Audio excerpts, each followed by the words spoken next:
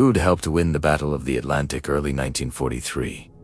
The Atlantic Ocean had become a killing ground. Allied cargo ships were sinking faster than shipyards could replace them. Every convoy crossing the North Atlantic risked annihilation. German submarine U-boats ruled beneath the waves, striking without warning and vanishing before escorts could respond.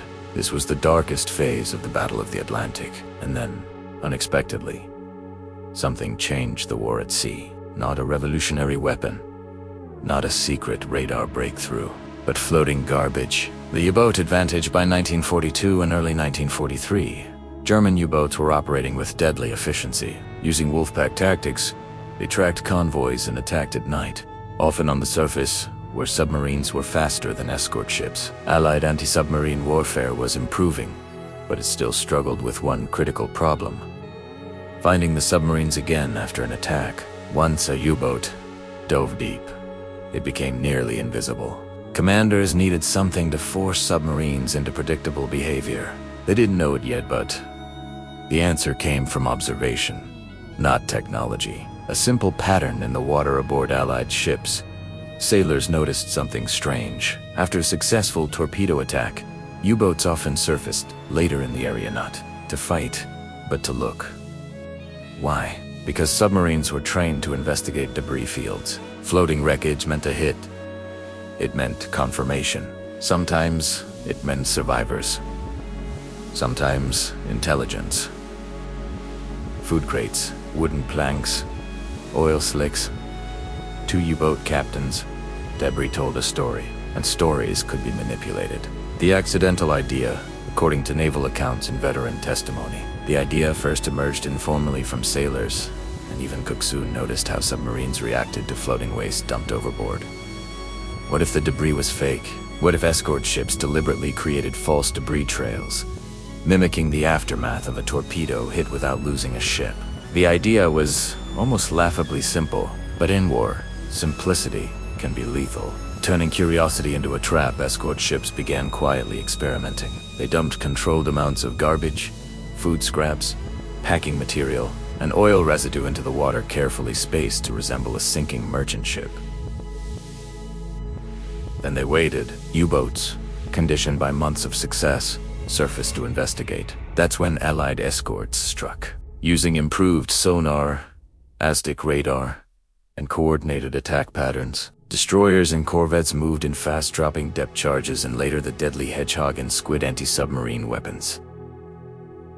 The hunters had become the hunt. Why it worked so well? The tactic exploited human psychology, not just technology. U-boat commanders were aggressive, but cautious. They relied on visual confirmation to judge success and risk. A debris field signaled opportunity and safety. But now, debris meant danger. By forcing submarines to surface or maneuver in predictable ways, Allied escorts gained precious seconds to lock sonar contacts and coordinate attacks. This wasn't luck. It was behavioral warfare.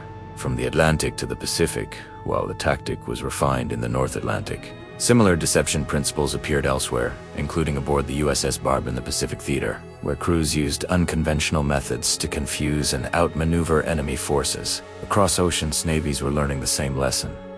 The mind of the enemy was just as important as their machines. Black May, 1943. The results were devastating for Germany. In May 1943, later known as Black May, German submarine losses skyrocketed. Dozens of U-boats were destroyed in a single month.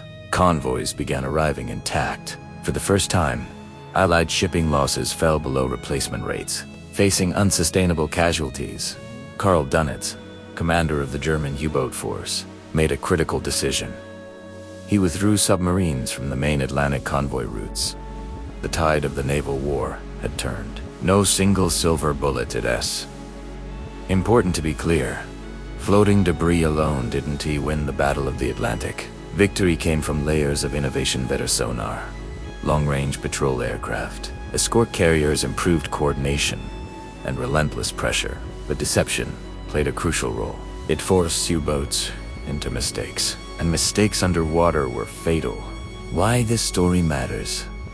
War history often celebrates dramatic inventions: radar, rockets, superweapons. But many turning points come from small ideas born far from command rooms. This tactic didn't come from admirals or laboratories. It came from sailors watching patterns in the water. It proves something timeless.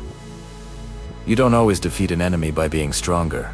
Sometimes, you defeat them by understanding how they think. The power of small ideas floating scraps of food shouldn't have changed the course of a global war. But they did. Because in the chaos of combat, predictability is a weakness and curiosity can be exploited. In the cold, dark waters of the Atlantic, a simple observation helped break the deadliest submarine campaign in history. And it reminds us that innovation doesn't always look heroic. Sometimes, it floats quietly on the surface, waiting to be noticed.